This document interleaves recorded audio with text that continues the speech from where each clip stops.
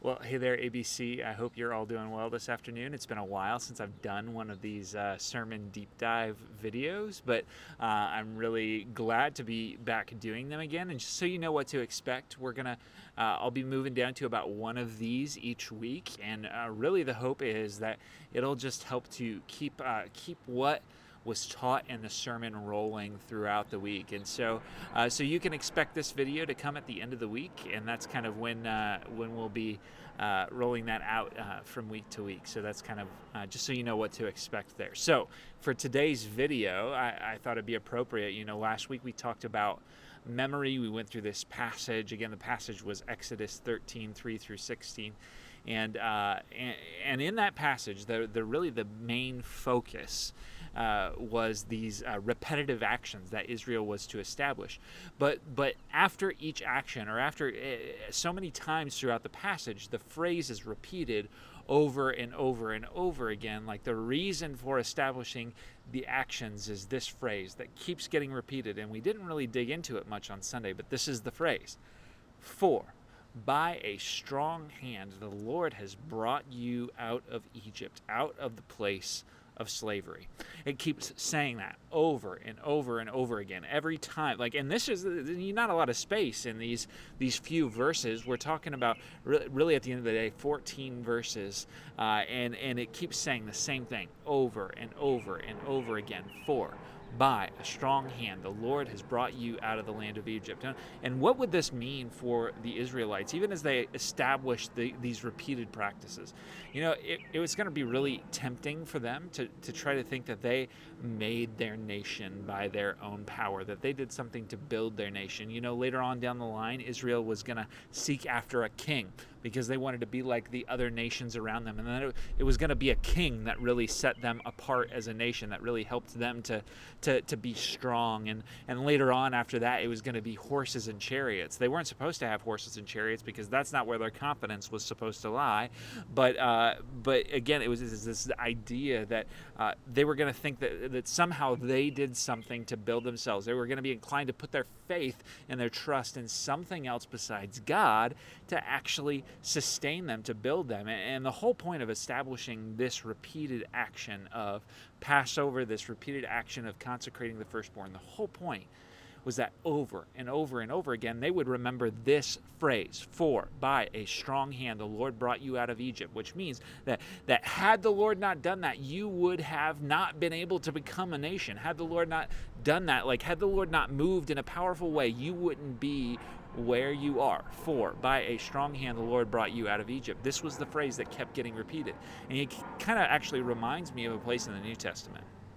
So because we kind of build ourselves as Christians along the same line. It reminds me of Philippians chapter 3.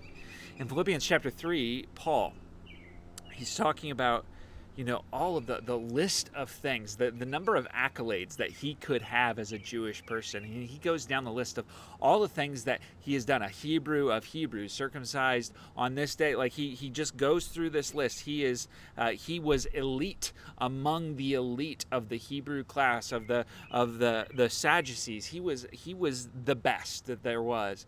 And so he kind of lists his resume, and then at the end of the day, he looks at that resume and he says, you know what? I count every single piece of it as trash, as rubbish, for the sake of knowing Christ.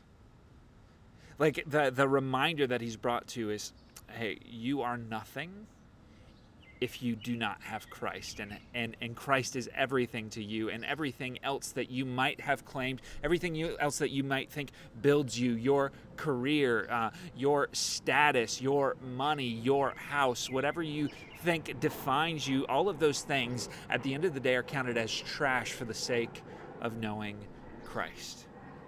For the Israelites, it was, you could not become a nation. You would be nothing had the mighty hand of the Lord not drawn you out of Egypt, had the strong hand of the Lord not done this. For Christians, it's this reminder, Christ has accomplished so much for us.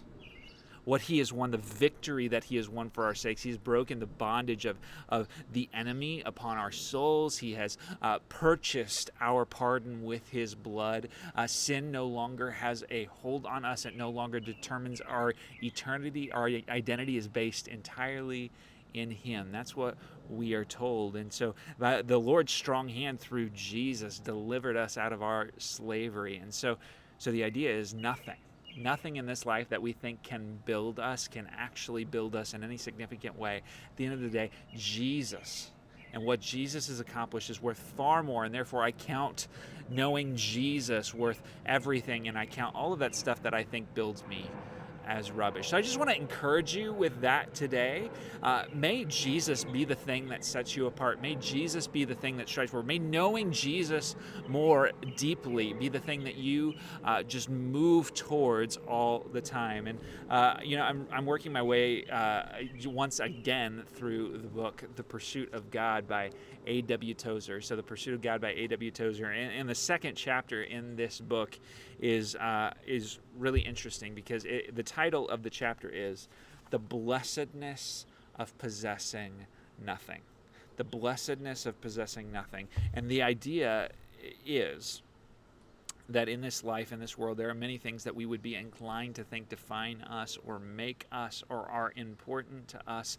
But at the end of the day, we hold all of those things with an open hand for the sake of knowing Christ more deeply, of striving for him more deeply. And so my Alliance Bible Church, my prayer for you is that this idea that was repeated for the Israelites, that you would find ways to repeat this idea in your life, that everything is counted as rubbish for the sake of knowing Christ. So I love you all. I'll look forward to being with you, whether you're online or physically present with us on Sunday, and we will talk to you then.